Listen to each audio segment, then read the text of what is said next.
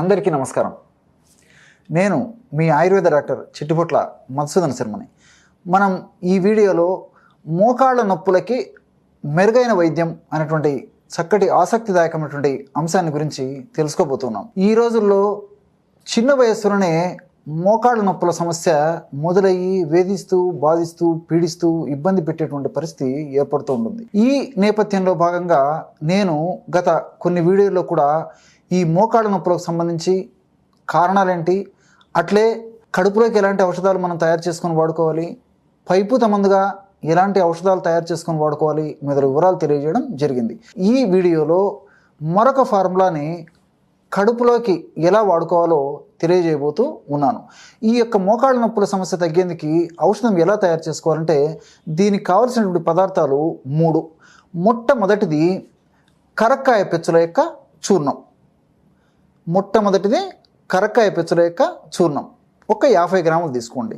రెండవది శొంఠి కొమ్ములను దంచి తయారు చేసుకున్నటువంటి చూర్ణం, ఇది ఒక 50 గ్రాములు తీసుకోండి. మూడవదిగా బెల్లం పొడి ఒక 50 గ్రాములు తీసుకోవాలి. ఈ 3 పదార్థాలు కలపడం వల్ల 150 గ్రాముల ఔషధం రెడీ అయిపోయింది. కరక్కాయ పెచ్చుల యొక్క చూర్ణము, శొంఠి చూర్ణము, బెల్లం. ఈ 3 పదార్థాలని మీకు వీలుండి వసతుండి అవకాశం ఉండి అందుబాటులో ఆ యొక్క అనుకూలత ఉంటే మొదట బెల్లం తీసుకొని దంచేసేసి, అంటే రోలు తీసుకొని రోట్లో బెల్లం వేసేసి దంచి మిగతా 2 పదార్థాలు అంటే కరక్కాయ పొడి శొంఠి పొడి కలిపేసి దంచేసేసి ఆ పదార్థాన్ని అంతా కలిపేసేసి ఒక సీసాలో నిల్వ ఉంచుకోవచ్చు అన్నమాట. లేని పక్షంలో ఈ యొక్క పదార్థాలను మిక్సీలో వేసేసి కూడా ఆ పదార్థం అంతా కలిసిపోయిన తర్వాత మనం నిల్వ ఉంచుకుంటే సరిపోతుంది. మీకు ఎలా వీలైతే అలాగా ఈ యొక్క ఔషధాన్ని తయారు చేసుకోవచ్చు. ఈ 3 పదార్థాలు కలిపి తయారు చేసుకున్నటువంటి ఔషధము 150 గ్రాములు అయిపోతుంది అనమాట. ఈ 150 గ్రాముల ఔషధము మనకి 1 నెలకి సరిపోతుంది. తర్వాత ఔషధం అయిపోయిన తర్వాత మరలా కావాలంటే మరలా ఇదే పద్ధతిలో, అంటే మనం చెప్పుకోబోయేటువంటి పద్ధతిలోనే తాజాగా ఔషధాన్ని తయారు చేసుకొని మరలా వాడుకుంటూ ఉండాలన్నమాట. దీర్ఘకాలికంగా వాడినప్పటికీ ఎలాంటి ఇబ్బందులు ఉండవు, అన్నీ కూడా మనకు సైడ్ బెనిఫిట్సే ఉంటాయి. మరి ఈ యొక్క పదార్థాన్ని ఏ విధంగా వాడుకోవాలంటే, అంటే ఈ 3 కలిపి తయారు చేసుకున్నటువంటి పదార్థాన్ని గాజు సీసాలో నిల్వ ఉంచుకున్నాం కదా, దాన్ని ఎలా వాడుకోవాలంటే రోజు ఉదయం పరిగడుపున ఈ విధంగా 150 మిల్లీలీటర్ల నుంచి 200 మిల్లీలీటర్ల వరకు పల్చటి తాజా మజ్జిగ తీసుకోవాలన్నమాట. పల్చటి తాజా మజ్జిగలో, అంటే 150 మిల్లీలీటర్ల నుంచి 200 మిల్లీలీటర్ల పల్చటి తాజా మజ్జిగలో మనం తయారు చేసి పెట్టుకున్నటువంటి చూర్ణం 2.5 గ్రాము అంటే 1/2 టీ స్పూన్ కలిపేసేసి బాగా కలిసిపోయిన తర్వాత ఆ యొక్క మజ్జిగను సేవించాలి. అట్లే సాయంత్రం పూట కూడా 5 నుంచి 8 గంటల మధ్యలో మరొక్కసారి ఒక 150 నుంచి 200 మిల్లీలీటర్ల మజ్జిగలో 1/2 టీ స్పూను అంటే ఇంచుమించు 2.5 గ్రాము ఈ యొక్క చూర్ణాన్ని కలిపేసి సేవించాలి. ఈ విధంగా క్రమం తప్పకుండా ఈ యొక్క ఔషధాన్ని ఈ పద్ధతిలో వాడుకోవడం వల్ల చాలా సమర్థవంతమైనటువంటి ఫలితాలు శీఘ్రంగా సత్వరమే కలుగుతాయి. ఇక్కడ మజ్జిగ బదులు నీళ్లు కూడా వాడుకోవచ్చు అనమాట. అంటే 150 నుంచి 200 మిల్లీలీటర్ల నీళ్లు, అంటే గది ఉష్ణోగ్రతలో ఉన్నటువంటి నీళ్లను కూడా ఇదే ప్రమాణంలో తీసుకొని ఆ నీళ్లలో కలిపి కూడా సేవించవచ్చు. ఇక్కడ ఆధునికంగా మనం ఈ యొక్క ఔషధాల గురించి ఆలోచించినప్పటికీ ఈ యొక్క నేను చెప్పినటువంటి ఈ యొక్క ఔషధాలన్నీ కూడా ఈ నొప్పుల మీద అద్భుతంగా పనిచేసేటువంటి గుణాలు కలిగి ఉన్నాయి. ఉదాహరణకి కరక్కాయ గురించి మనం ఆలోచించినట్లయితే కరక్కాయల్లో చెబిలిన్, అదేవిధంగా కెఫిక్ యాసిడ్, అరబినో గెలాక్టాన్స్, పాలీసాకరైడ్స్ ఇలా అనేక రకాలైనటువంటి ఔషధాలు, ఔషధ తత్వాలు, రసాయన అంశాలు, కెమికల్స్ ఉన్నాయన్నమాట. ఇవన్నీ కూడా యాంటీ ఇన్ఫ్లమేటరీ ఏజెంట్గా పనిచేస్తాయి. అంటే ఇక్కడ సర్వసాధారణంగా మోకాళ్ళ నొప్పుల సమస్య ఉన్నప్పుడు ఇన్ఫ్లమేషన్ అనేటువంటి ప్రక్రియ జరుగుతూ ఉంటుందన్నమాట.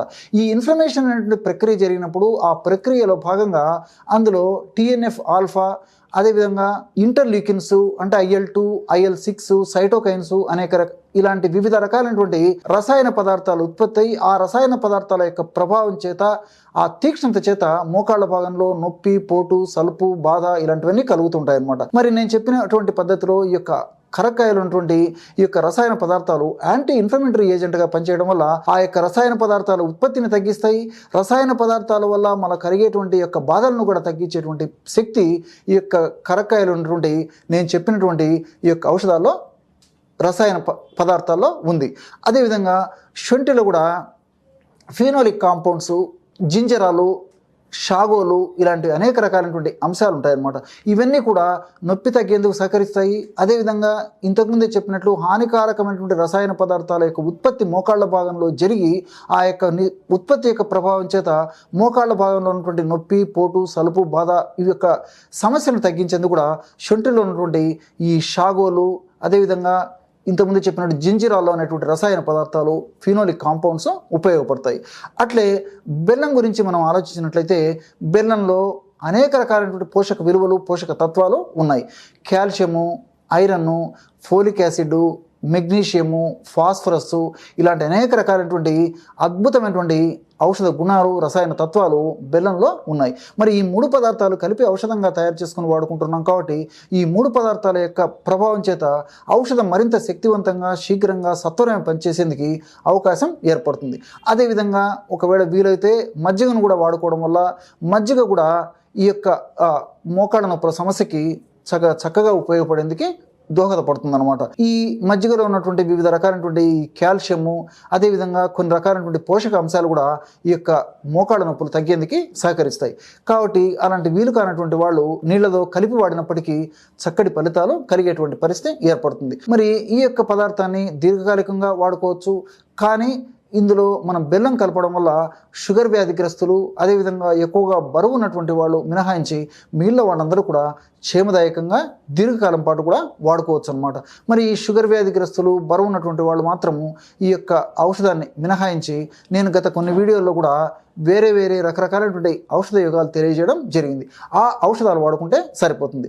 మరి ఈ యొక్క ఔషధం వాడుకోవడం వల్ల కీళ్లకు చాలా మంచిది, ఎముకలకు చాలా మంచిది, కీళ్ల భాగంలో ఉన్నటువంటి టెండాన్స్, లిగమెంట్స్ ఇలాంటి వాటికి మంచిది, అదేవిధంగా ఈ కండరాలకు మంచిది. ఇలా వివిధ రకాలైనటువంటి ఆ మోకాళ్ళ భాగంలో ఉన్నటువంటి ఆ కణాలకు కూడా చాలా చక్కటి పోషకాంశాలను కలుగజేసి అందులో ఉన్నటువంటి దోషాలని నిర్వీర్యం చేసేటువంటి అద్భుతమైనటువంటి శక్తి ఈ 3 పదార్థాల్లో ఉండడం చేత మరి కీళ్ళ వాపు, అదేవిధంగా కీళ్ళ పోటు, సలుపు, బాధ, నొప్పి అలాంటివన్నీ కూడా తగ్గిపోయేసేసి కీళ్ళలో చక్కటి ఆరోగ్య స్థితి కలిగేందుకు, చక్కటి వాతావరణము, కీళ్ళు ఆరోగ్యవంతంగా ఉండేందుకు కూడా ఈ యొక్క ఔషధం సదా ఉపయోగపడుతుంది. చూశారు కదా ఎటువంటి సులువైనటువంటి ఔషధ యోగాన్ని మోకాళ్ళ నొప్పుల సమస్య తగ్గేందుకు ఈ వీడియోలో తెలుసుకున్నారో.